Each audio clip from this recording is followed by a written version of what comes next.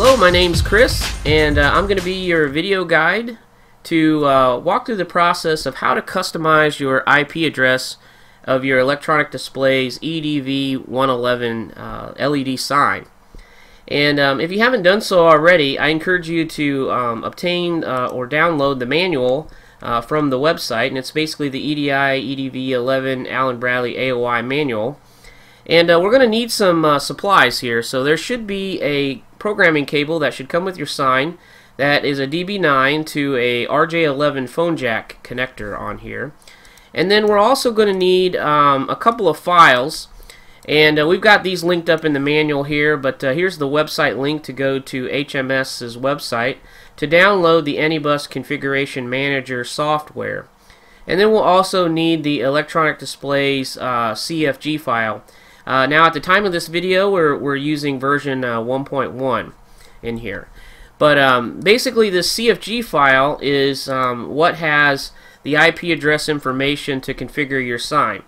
So after we've went to the HMS website and we've downloaded the software, go ahead and install it, and I've already done so on this computer. And this is the Anybus Communication Manager. Now we're going to choose blank configuration here and just say OK. Now the Anybus Communicator software is basically a COM port driven software.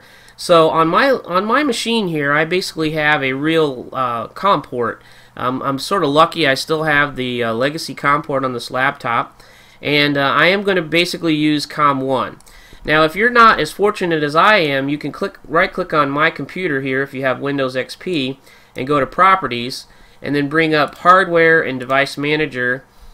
And if you have one of those USB to serial converters, it should show up here under Ports and Comms. And you can kind of see what COM port that USB device is that you're using.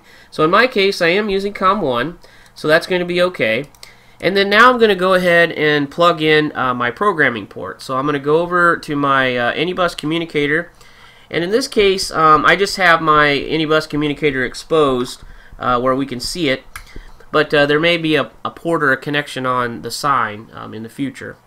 So once we have that plugged in and we have our COM port selected, and we also have our CFG file that we've obtained from the Electronic Displays website, I'm ready to basically open that config file up. So I'm going to do a file open and then browse to my desktop and then click the version 1.1. And again, this version number might change as we go on in time.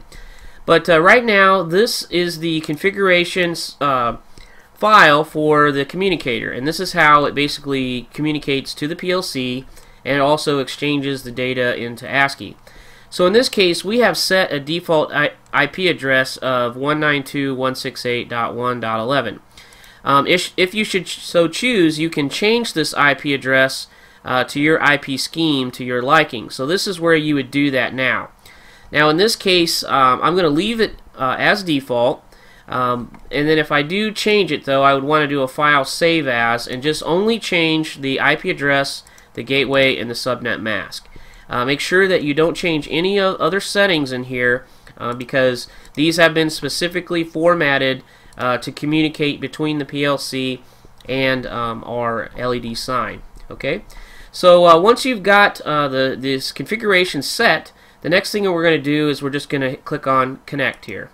And that's going to basically go ahead and connect to the Anybus communicator. And right here, basically, it shows that we're online. Now, the next step is to download the configuration file. Now, I'm going to go ahead and press the download button here. And you'll see that it's going to transmit the sign. And then what will happen is the Anybus communicator will reboot.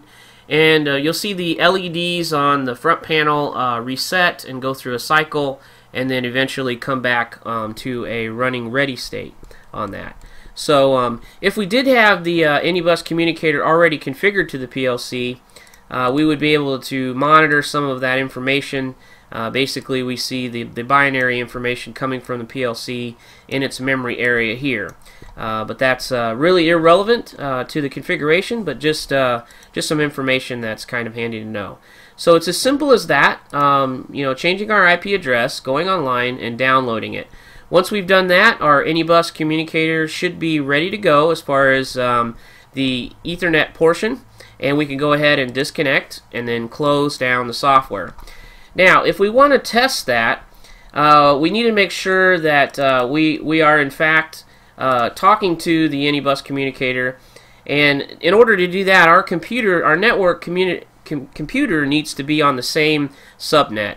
So I have a wireless LAN, or I'm sorry, I have a wired LAN, and I'm going to go to the properties of that, and I did what's called a fixed IP setting. So I went to TCP/IP protocols properties, and you can see my computer is set for the same subnet, 192.168.1, only I'm .51, and the Anybus communicator sign is .11. So once I've set that, I'm kind of old school, so I like to use DOS. And I can, at this point, just double check that I'm actually talking to the Anybus communicator by typing its IP address into my computer.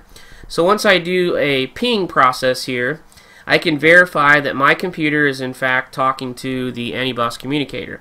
And then as well, I should be able to talk to the PLC as well when I get to that point. So that pretty much concludes this tutorial on how to change the IP address of the Anybus communicator.